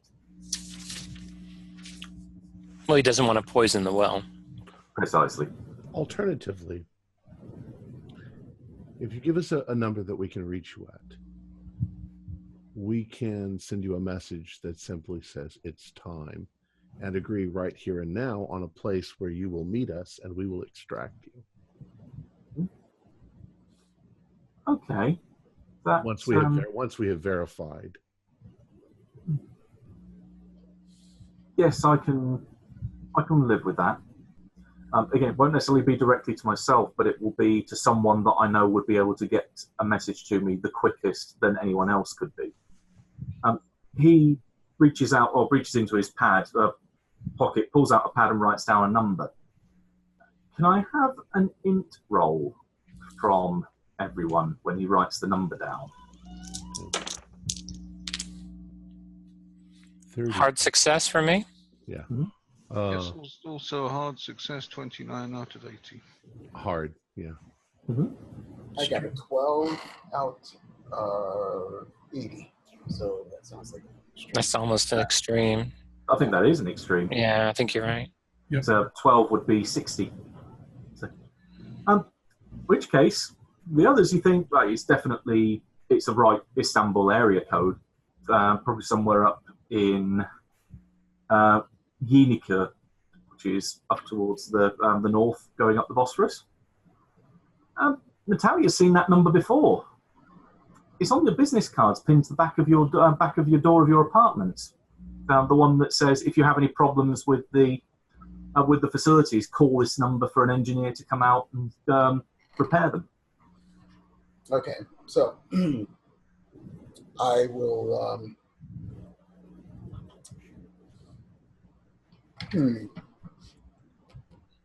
But I guess how do we interpret that? Is because it's like it's not like anyone knows. So yeah. Right. It's just that you recognise it's the exact same number. Okay, so I'll keep that to myself until he leaves, and I'll let the rest of them know.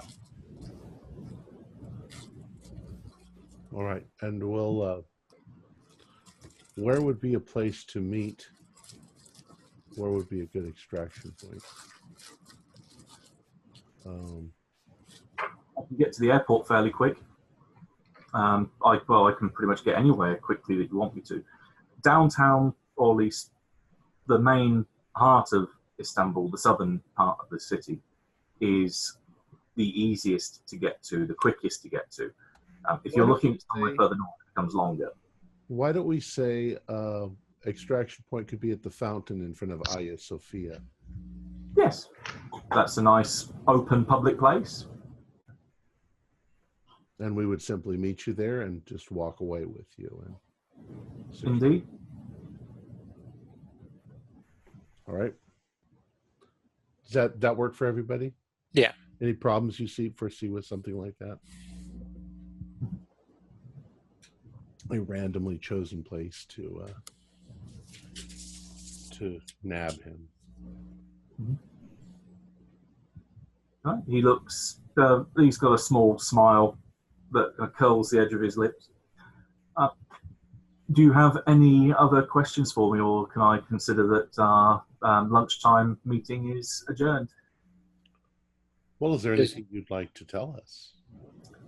I'm sorry. I think you've pretty much got everything that's on the immediate problem list.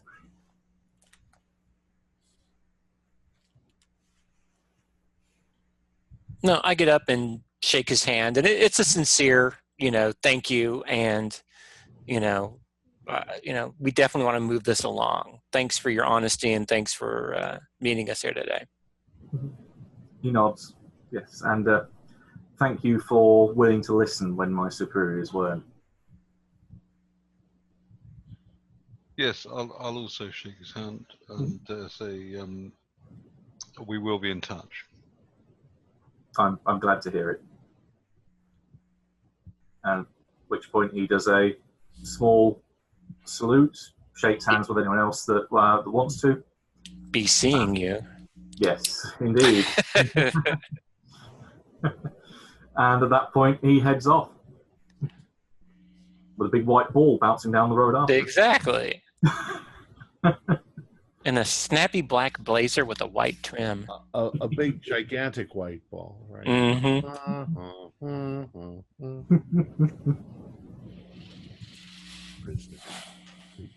Great. All right. So do we head back?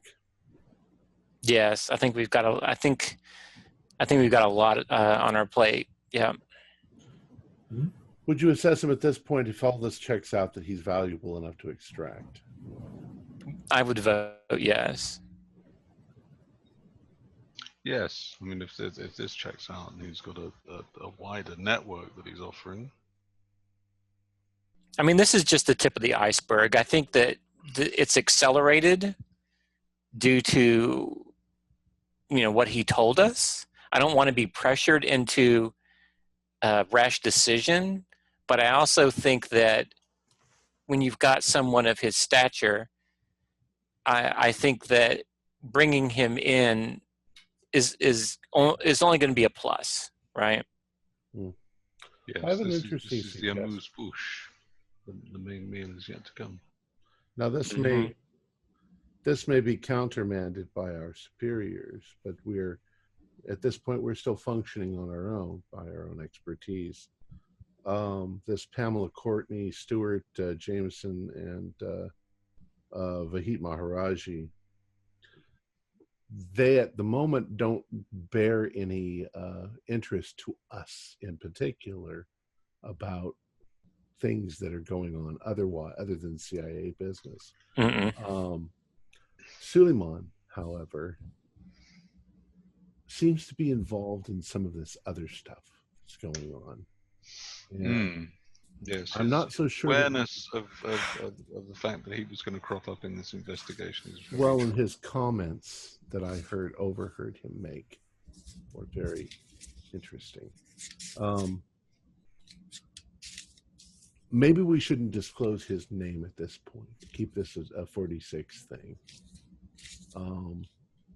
If they pull in the other people, that's one thing. But Suleiman, I can try to make friends with this guy and infiltrate him. The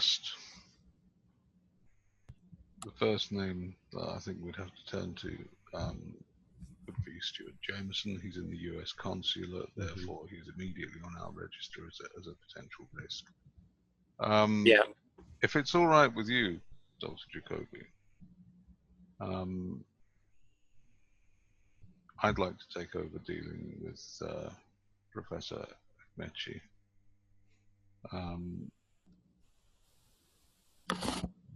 He approached me and told me that he would be coming onto our radar, and I have a feeling he might be willing to offer us information in return for not pursuing the matter any further. Well, my interest alone is a personal one in him. If I could simply ask you to see if you can offhandedly gather any information on a possible connection. I know you think it's silly, the fish people, but it's an interest I've been pursuing for years, and I heard that him say something. Just keep an ear open. Just in case you didn't pick up on one of the bits he said as well, was, you remember he mentioned the prostitute, Arap. I haven't gotten to that yet, but yeah. Oh, okay. I was just going to say the prostitute's also one that I'm not so sure we should pursue because she could prove incredibly valuable in other research, and she's just a prostitute who happens to have a lot of information. Well, it's more specifically where he said that she was based. Which was? The Galata Bridge brothel, which is run by the fellow that you met on the plane. What's his name? The drunk. That was Abdullah Beniji. Yeah. Yeah, he's a pimp, and she is one of the. She is one of his. That's right. I might want to pursue that one, and it has nothing to do with sex.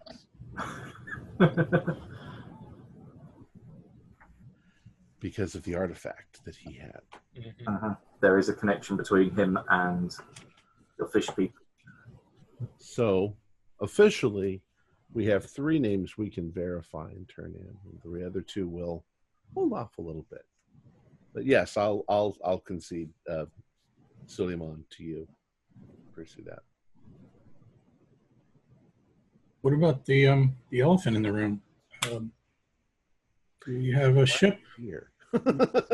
Yeah, the spirit of Havana. That's the heart of Havana. That's the #1 priority as far as I'm concerned. Yeah, that's priority. I mean, that could arrive here tomorrow, and we wouldn't have any idea. So we got to find out how we can track that ship immediately. I mean, I think that's a standard question. We could just request that information through the consulate. Yeah, that's public knowledge. Yeah, it just goes they need to get the information. That's going to be not necessarily going to take time, but it's just going to mean they have to follow the routes to get said info. It's not like today where you can log in onto a website and then put in the name of a boat to find where it is on the various shipping lanes. They have to go the long way around. Right. But that's something even, Gail, we could just task someone with doing it and circling back around. Yeah, that's an admin task. That's what the local Exactly. station will Well, do. and it's a major thing we're going to tell the other agents of the CIA. The other side of that is this train, finding out where this train is coming from, and trains are also scheduled just as rigorously as ships are. So it'll be probably No, the train delivered it to the port, and then they put it on the boat after it was on the train. Correct? Is that the proper that's what sequence? the original sequence was, that was going to happen. But now they're going to detonate it in Constantinople instead of in Sevastopol. Well, depending on where they want to detonate it, they could still load it onto the boat and then detonate it on the Bosphorus. That's what I was thinking as well. They just leave it on the dang boat. It's just the boat hasn't gotten here yet. Right. So yes, the train, it may have already been delivered. That's possible. That's awful. It might just be a box on the dock. It's going And it is a major port. There's lots of boxes. Millions of boxes. Is right. there a way scientifically to detect nuclear material inside there with a Geiger counter or something? And Unless it's been shielded, normally with stockpiles, especially if it's a nuclear weapon like a nuclear warhead, it will have a certain degree of shielding because they won't want the people that work in the facility to get radiation poisoning, for example. right. There might be a trace, depending if it's the shielding's either broken on it, for example, or if it's a dirty bomb. The Brotherhood got sloppy, or it was damaged somehow, or They want to create the worst damage possible, so it very well could be a dirty bomb. In any case, that's probably an operation too big for a few of us. Once the CIA knows, they'll maybe send out people to try to detect it. Well, can I just ask, character-wise, how much do we actually know about the Black Brotherhood? The normal level of information about them is that they are known as an international network of terrorists that are quite happy to blow up shit for anyone. And that's anyone underlined with a capital A. They don't care. They're not. They don't have a political affiliation. They're anarchists. they're indiscriminate. Yeah.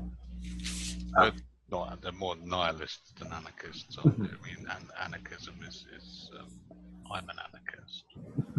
And anarchism is a distinct political philosophy. And you're very attached to living. Yeah. They're chaoticists. They just want to create mayhem. Exactly. Made up that word. So I suppose so out of game, it's the Nyarlathotep thing about using new technology to create chaos. Yeah, that's what the 46 briefing on them would be. That they are a known threat, and it's not a certainty, but almost 95% certain that given their MO, they do work for an avatar of the crawling chaos. Right. Well, gentlemen, this has gotten extremely interesting. You know, it just struck me too, in reporting to whoever we need to report to find out about the ship. This could be one of your questions you could ask if that's what you were going to do. Oh, you mean ask DLF? Yeah. When is the bomb most likely to? Where is the bomb most likely located? He's like, somebody already asked me that question. It's already going to be. Yeah. So see previous answer given. Blah. Or it just says that's the question you the last time. I'll be like, oh crap. Oh. I mean, it seems like they're already aware of it to some degree. So now it's a matter of tracking down the details, when and where. This is like that movie Next, and it's all going to end badly. So this has got 100% less Nicolas Cage. Oh, thank God. Now, we've got a few minutes left. You guys, from thinking of what you said earlier, that once you'd finished up here, you were thinking of going back to the apartment and then using the codex to translate this, yeah? Yeah. Yes. Because they'll need to spend some time with that. Mhm. And we'll concentrate on the passages she marked first. Go ahead. As I say, is that just Jacoby and Postgate doing the translation? No, Natalia is with I am. us. I'm with. Yeah. Gotcha. Anyone else can join us if they want. Maybe just sit around and have coffee. Right. Those that are actively taking part in the translation, nominate who is going to be your lead role. Well, I'm the one that's supposed to learn it to become one with Deolaf. Okay. In which case, Natalia and Postgate can both make roles for int or cryptography.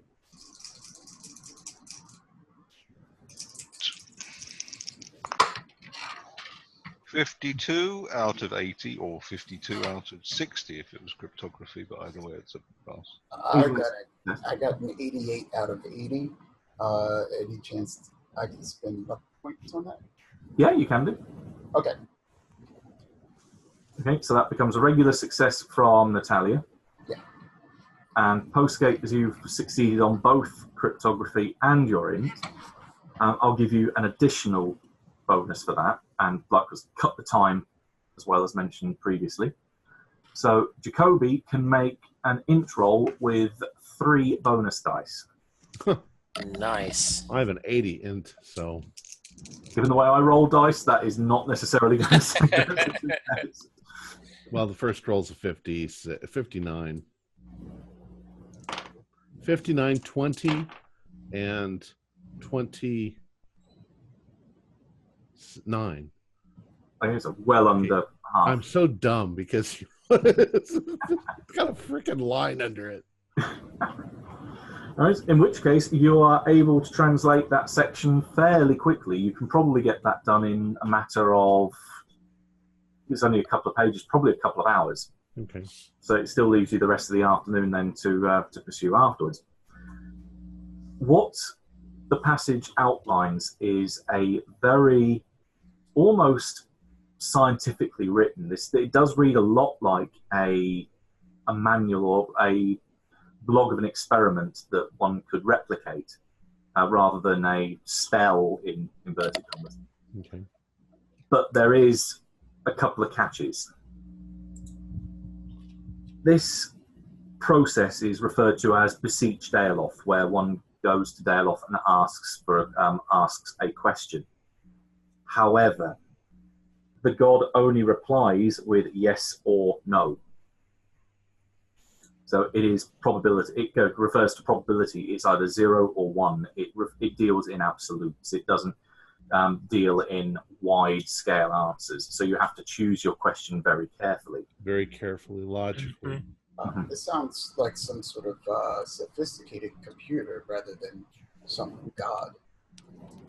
I believe that your estimations earlier were correct. Well, we have no evidence of alien existence, but I mean, she's thinking that it's a god, but it sounds like an advanced type of computer. forgive my saying so, but it sounds like a big gigantic magic 8-ball. No, it's more binary. It's either a 1 or a 0. That's true. It's a broken magic 8-ball that just says yes or no. Just an enormous coin. Mm-hmm. There is, I mentioned that's one catch, that it's only a yes or no answer. There is reference to the fact it does take a toll on you whenever you do this. But also, using the analogy of it being a computer, you have to build your interface with it. It's referred to as the Pentacle of the Planes. This is a construct that needs to be built, or it says that the caster, or the performer, the ritualist, will not survive the experience. Given the fact that you've got enough bonus die on this, you do, if you're flicking through the book trying to find reference to Pentacle of the Planes, you do find reference to it in numerous places throughout the rest of the book. But one area where it is concentrated more so than any others and accompanied with a very big picture of what looks to be a pentagram. Which we have seen. No, is this her pentacle of the planes that we have seen? This thing. I mean, is that? That's my assumption. Yeah. Same thing. You felt it because you were standing on the different points of it when you went into that dark room. It does give you a picture of what this thing looks like, though. It could be potentially made of, well, maybe pottery, glass, metal. It's a definite hard substance that forms this shape that fits together like a jigsaw puzzle. Okay. So it doesn't have. It's not a specific type of material that we need to build this interface. We could pretty much use anything. Okay. Depending on Italy, that might change when you translate that section, which will take a little bit more time. But she may let us borrow hers. That's one thing that I was going to look for next. Would be is it specific to the person who created it only? So can I use hers, or do I have to? From what it looks like, once one of these is built, anyone can use it. It's not personalized. Right. There are some other accoutrements which, one of them admittedly looks like a skull, but it's not a human skull because it doesn't have a face. It just has horns. I'll have to ask Eagle about that. Mm-hmm. That's one of the components which is put at one of the points of the pentacle when it's used. But otherwise, it looks like this is definitely something you need to cast this. Otherwise, you don't survive a meeting with Dayloff. This thing helps to contain it. Okay. Likewise, if you set this thing up and accidentally knock a point, that's also detrimental to your health as well. Probably if I open my eyes, it'll destroy me. Casting in complete darkness is highly recommended. If I say something like, I ask a question that doesn't have a yes or no answer, I get struck by lightning. Knowing that, because you've translated that section, no, it actually would mean that it doesn't extract a cost from you because it can't give you an answer. I'm just wondering how many people have lost their souls and sanity from summoning Dayloth and saying, "Do you know what next week's lottery answers are?" and going through all of that, and the answer they receive is yes. Yes. Mechanically, getting to the mechanics point of it, each casting takes 5 minutes of time to do once you've got a pentacle set up. Cost 1d6 POW, 1d6 sanity points, and a varying number of magic points. One for the first question, then 2 for the second, 3 for the third, 4 for the fourth, and so on. It escalates each time cumulatively. Now, does PowerPoints don't come back, do they? There is an optional rule called how casters get that way. If you perform an opposed POW roll and roll 0-1, you then get to make a POW check. If you fail, it's like a skill advancement. You roll 1d10 and gain that much POW. Also, if you roll 0-1 on luck rolls, same thing. So there is a very, very, very slim chance of POW coming back. But otherwise, normally, you spend it, it's gone. It's gone. The more power you lose, the more willpower you're losing. So Exactly. Like we said, phrase your questions carefully. Well, it brings up two very important questions. One is, if Eagle's 400 years old and she's done this, how is she in such good condition? She is blind. Spent all of this energy. The other one is, how exactly does Miriam gain the knowledge from Daoleth that we are the most likely people to kill her what question, yes or no, could she possibly ask to find that out? If she didn't know who we were already, you know what I'm saying? But I may have mentioned about divination. It's probably a different spell. Okay, that works. That's All right. All right. And on that note, I think we will call it for a night. Fantastic. All right. Our players included Jeff Wilkins, Bill Mize, Mick Swan, Wayne Worthy, and myself, with Matthew Sanderson as the Keeper of the Secrets. Did I get everybody? I think I got everybody tonight. We're currently producing 4 shows a week with music and sound effects added in post-production in order to gain a richer listener experience. We provide audio-only versions of our show free for you to download from Podbean or iTunes. If you'd like to become a patron of our show, visit our Patreon account. Just $1 or $2 a month will help us a lot. Like, share, and subscribe to our channel for updates on our latest shows, and leave us some comments. We love reading them. This is Tom Rayleigh, together with all the members of our gaming club, inviting you to journey with us once again into the darkness for another adventure into the universe of H.P. Lovecraft and the Call of Cthulhu role-playing game. Until next time, good luck and good gaming.